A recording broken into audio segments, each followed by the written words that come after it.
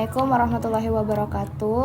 Sebelumnya terima kasih atas kesempatan yang telah diberikan. Perkenalkan, kami dari kelompok 1 ingin menjelaskan mengenai materi struktur mekanik robot, yang dimana ini merupakan tugas dari mata kuliah sistem robotika dan bermitra dengan Pak Figur Muhammad Eskom Mkom. Boleh lanjut ke next slide selanjutnya. Sebelumnya, perkenalkan anggota dari kelompok kami. Saya sendiri pertama, Ali Amini Azhar dengan NIM 23021050167, dan Andi Muhammad Farad Zuhair 2302105020020, Muhammad Argia 23021050149. Boleh di slide selanjutnya. Adapun yang kami bahas dari presentasi hari ini dari struktur mekanik robot, yaitu pertama definisi struktur mekanik robot, ciri khas struktur mekanik robot, terus struktur mekanik robot, fungsi utama struktur mekanik robot, contoh pengaplikasian struktur mekanik robot, serta perbedaan struktur mekanik robot dengan struktur elektronik robot dan struktur perangkat lunak robot. Apa itu struktur mekanik robot? Struktur mekanik robot ini adalah komponen fisik utama dalam sistem robotik yang terdiri dari beberapa elemen seperti rangka, sendi, lengan, dan aktuator yang saling terhubung untuk menghasilkan gerakan pada robot. Komponen-komponen inilah yang menjadi penopang utama bagi kinerja dan fungsi robot. Ciri khas struktur mekanik robot itu dapat dilihat dari bagian fisiknya seperti rangka, sendi, lengan, roda, dan aktuator. Berfungsi untuk menopang, menggerakkan, dan memanipulasi objek sesuai perintah. Dia itu bersifat konkret dan tampak serta bisa dilihat dan disentuh.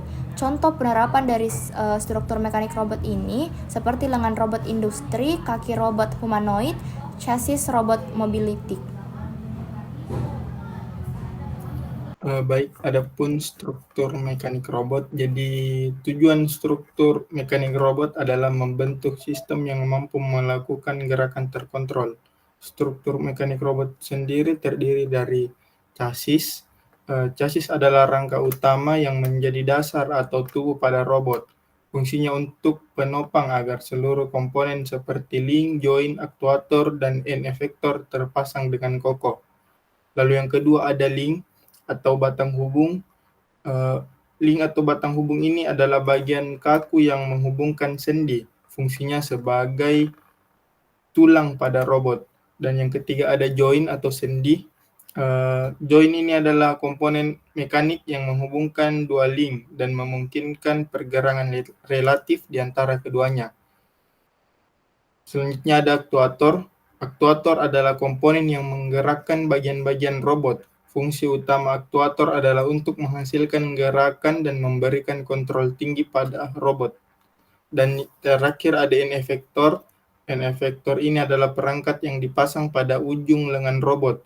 Fungsi utama end effector adalah manipulasi objek dan pelaksanaan tugas spesifik.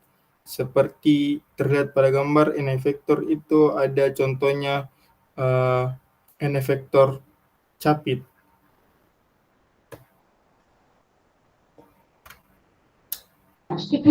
Baik, selanjutnya itu fungsi utama struktur mekanik pada robot. Yang pertama itu sebagai rangka dan penopang, di mana struktur mekanik berfungsi sebagai rangka utama yang menahan semua komponen robot seperti aktuator, sensor, sistem kontrol, dan lain-lain. Struktur ini juga menentukan kekuatan, kestabilan, dan daya tahan robot terhadap beban dan gaya dari luar. Kedua yaitu memungkinkan gerakan sebuah robot, di mana struktur mekanik dengan sendi, engsel, atau link memungkinkan robot bergerak sesuai kebutuhan, seperti bergerak maju mundur, berputar, atau gabungan keduanya. Ketiga yaitu mengatur bentuk dan fungsi robot. Desain mekanik menentukan tipe robot, di mana apakah termasuk humanoid, mobile robot, robot lengan, exoskeleton, dan lain-lain. Konfigurasi seperti lengan, kaki, atau roda dirancang berdasarkan kebutuhan tugas spesifik yang akan dijalankan oleh robot. Selanjutnya itu contoh dan pengaplikasian struktur mekanik pada robot. Pengaplikasiannya yaitu pada kerangka sebagai tulang robot.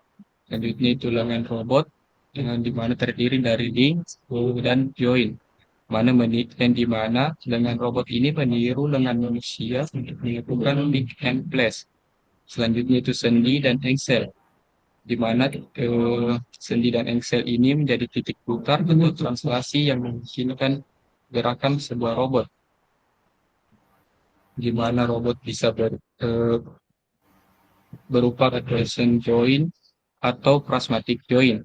Selanjutnya itu gripper atau end effector, di mana merupakan bagian ujung lengan yang digunakan untuk memegang, mencengkram, atau memanipulasi objek. Dan yang terakhir yaitu roda atau kaki, di mana digunakan untuk pergerakan mobilitas.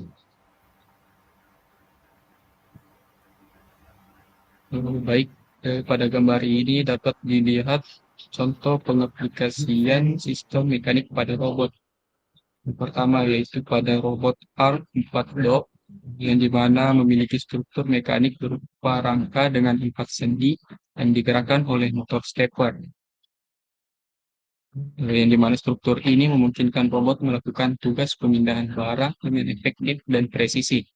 Selanjutnya dapat dilihat contoh pengaplikasiannya yaitu sebagai struktur mekanik berupa kerangka kaki dengan 2 sendi bebas, yaitu pinggul dan lutut, yang mana menggunakan motor DC untuk membantu gerakan menekuk atau lurus, serta mengangkat atau menurunkan paha.